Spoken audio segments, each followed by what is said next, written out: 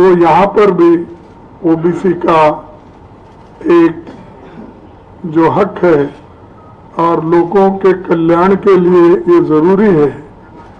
और जब हमको सही डाटा मिलेगा और सही आंकड़े मिलेंगे तो हम लोगों को नई योजनाएं और नई जो वेलफेयर स्कीम्स है उन वेलफेयर स्कीम्स को हम लोगों को दिला सकेंगे। यही मकसद है, इसमें कोई द्विधा नहीं है। कोई चंद लोग अफवाह उठाते हैं कि ये लोग जाति के नाम पे देश तोड़ना चाहते हैं, उसके नाम पे तोड़ना चाहते हैं और ये झूठ बोलते फिरते। ये बीजेपी के लोग प्रचार बहुत करते हैं ऐसा, और खास करके इसमें सबसे ऐसा प्रचार करने में हमारे होम मिनिस्टर बहुत मशहूर है। बोलते तो पहले बहुत बड़ी बड़ी बातें, बाद में बोलते नहीं ये इलेक्शन के जुमले थे, हमने बोल दिया। तो हमारे जुमले नहीं, हम सही ढंग से इसको लागू करने का एक हमारा मुद्दा है और हमारा फर्म डिसीजन है। इसीलिए ये जो ओबीसी का जो हक है उनको देने के लिए हम लोग तैयार हैं। और छठा हमारा नौकरी हमारा हक। देखिए ये 1 लाख नौकरी खाली है, तो 1 लाख नौकरी हम इमीडिएटली इसको देंगे, नोटिफाई करेंगे और लोगों को ये भरोसा दिलाएंगे कि हम आने के बाद काम करने वाले हैं, हम कहेंगे। और इसके अलावा भी जो नौकरियां आगे तैयार करना है उसके लिए भी हम पूरी कोशिश करेंगे। लेकिन बीजेपी का कहना है कि हम 5 लाख नौकरियां नहीं देंगे। अरे वही 5 लाख नौकरियां अब बोल रहे देंगे, आप तो 5 साल से आपकी गवर्नमेंट है, 10 साल से आपकी गवर्नमेंट है और यहाँ पर भी लेफ्टिनेंट गवर्नर एक चीफ मिनिस्टर से भी ज्यादा है। तो क्या क्यों नहीं हुआ फिर? जब हुकूमत आपके पास है, जब पूरे पावर्स आपके पास है, तो आप करें क्यों नहीं? आप चुनाव में अब बोल रहे हैं, क्या लोग इसको भरोसा करेंगे? यहाँ के युवा भरोसा करेंगे? और ऐसी झूठ बोलने की आवश्यकता क्या थी? आप करने वाले हैं तो ये पहले ही कर सकते थे। क्या चुनाव के लिए रखे थे क्या ये आंकड़ा 5 लाख देने का है? तो ये हमारे जो लोग यहाँ पर हुकूमत कर रहे हैं वो हमेशा झूठे वायदे करते हैं। जैसा कि एक इलेक्शन में 2-2, 3-3 झूठ बोल के वो आए। कभी 15 लाख का काले धन का झूठ बोला, कभी 2 करोड़ नौकरियां देने का झूठ बोला। अब ये 5 लाख का जो बोल रहे वो वैसा ही एक जुमला और झूठ है। और हमारे नौकरी हम पक्की इसलिए कर रहे हैं कि 65% वैकेंसीज जम्मू कश्मीर में है। वो वैकेंसी हम भरेंगे, उसके अलावा जहां जहां खाली वैकेंसीज होते हैं वो भी हम भर के दिखाएंगे। और बेरोजगारी यहां इतनी है, 35% बेरोजगारी जम्मू कश्मीर में है। क्यों इधर ध्यान उनका नहीं भटका? आज जो बात बोल रहे थे, आपको तो काफी समय था। आपने तो लेफ्टिनेंट गवर्नर को इतने पावर्स दिए हैं, शायद वो इतने पावर जमा कर इकट्ठे करके उनके हाथ में दिए हैं।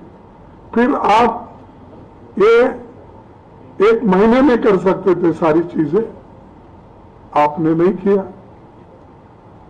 और हम ये जरूर करके दिखाएंगे। हमारा अनाज हमारा हक है, ये 7वीं गारंटी। आपको मालूम है कि जो सोनिया गांधी जी ने फूड सिक्योरिटी एक्ट कानून लाया, ये इसीलिए लाया गरीबों के पेट भरने के लिए। जो मजदूर है, जो भूखे लोग हैं, जो भूख से तड़पते हैं बच्चे, इनको खाना, एक पेट भर खाना देने के लिए उन्होंने ये फूड सिक्योरिटी एक्ट लाया था। और यहां पर 11 केजी राइस दे रहे थे। हाँ, ठीक है ना? 11 केजी अनाज, बोलो राइस, ये सब दे रहे थे। उसको कट करके इन्होंने 5 केजी किया। हाँ, 5 केजी। पहले 35 किलो देते थे, 35 पर फैमिली, या 15 किलो राइस और बाकी का अनाज। है ना? ठीक। तो आज हम वो रेस्टोर करेंगे और रेस्टोर करके जो अनाज उनको मिलता था वो हम देंगे, ये हमारा वायदा है। तो ये तो हमारे 7 पक्के वायदे हैं। उसके अलावा जो डेवलपमेंट में कांग्रेस पार्टी ने जो काम किया, चाहे वो रेलवे का हो, चाहे रोड का हो, चाहे एयरपोर्ट का हो, ये सारी चीजें कांग्रेस पार्टी ने की। लेकिन अब हमेशा हर चीज को हमने किया, ये मोदी साहब बोलते हैं। उसके अलावा उन्होंने ये भी बोलते हैं शांति समृद्धि सब हमारे वक्त आया है। और बाकी का फिर भी आपका जो क्लेम है बहुत शांति का, दूसरे जगह फिर घटनाएं क्यों हो रही?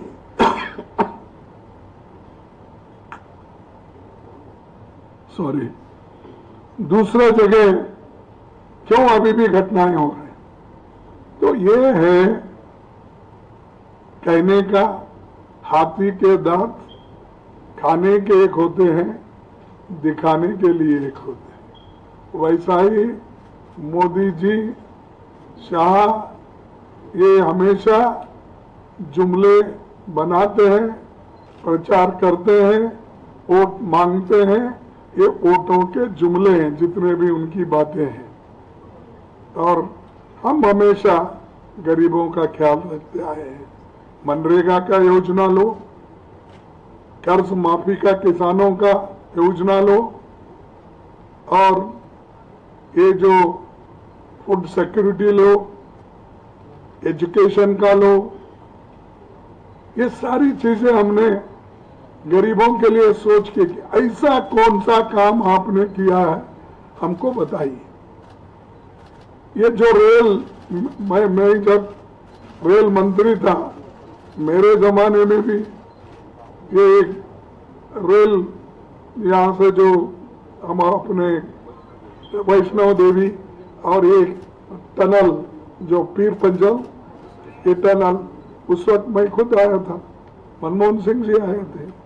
बहुत से चीजें हमने बनाई, लेकिन कभी ये नहीं बोला अगर कोई किया है, मनमोहन ने किया है, सोनिया गांधी जी ने किया, ऐसा बोलते नहीं फिरते। ये मोदी जी हमेशा अगर किसी ने किया तो मोदी ने किया, शाह बोलते हैं तो किसी ने किया, मोदी ने किया। अरे भाई, मोदी प्राइम मिनिस्टर है, तुम क्या किए हो बोलो। आपने जम्मू कश्मीर के लिए कौन सी चीजें आपने की, ये कहो। लेकिन उनके पास कोई उत्तर नहीं। आज वो सिर्फ प्रचार में लगे हुए हैं और स्मार्ट सिटी बनाने का भी उनका वायदा था, और वो जहां का वहीं वो भी रुक गया है। और आज वो स्मार्ट सिटी भी आगे नहीं बढ़ रही है। और इसके अलावा जो उनके पास कोई एक एजेंडा नहीं है, और हमेशा बीजेपी और आरएसएस ये कहते रहते हैं कि हमारे लीडरों का जबान काटने की बात करते हैं। उनके जो एमएलए है, एमपीज है, वो कहते हैं अगर कोई सच बात बोले तो हम राहुल जी का जबान काट देंगे। और राहुल जी का असर ऐसा हो गया जैसा उनका दादी का हुआ है। और ऐसी भड़काऊ बात करने वाले कौन है? बीजेपी और आरएसएस, उनके एमपी, उनके एमएलए। क्यों मोदी उनको बंद नहीं कर रहे? क्यों एक्शन नहीं ले रहे? क्योंकि वो आरएसएस भी डरते हैं, एमएलए से भी डरते हैं, उनके एमपी से भी डरते हैं, या नहीं तो वो प्रोत्साहित करते हैं, चलो मैं ऐसा ही बोलता हूं, आप बोलते जाओ, गालियां देते जाओ। ये उन्होंने हर तरफ एनकरेज करते जा रहे हैं। और यहां तक भी राहुल जी को आतंकवादी बोला। यानी राहुल की जबान काटने की बात, राहुल जी को आतंकवादी बोलने की बात, और राहुल जी को देशद्रोही बोलने की बात, ये सब कौन कर रहे हैं? बीजेपी। भड़काने की बात करते हैं। तो अगर कोई डराने की बात करता है, कांग्रेस पार्टी डरेगी नहीं। और ऐसे जो डराने की बात करने वाले हैं, ये तो आजादी के वक्त भी डर के घर में बैठे थे। देश के लिए लड़े हमारे लोग, कांग्रेस के लोग, मरे कांग्रेस के लोग। और गांधी फैमिली में इतने लोग अपनी कुर्बानी दिए। आपके पास कोई है ऐसा देश के लिए?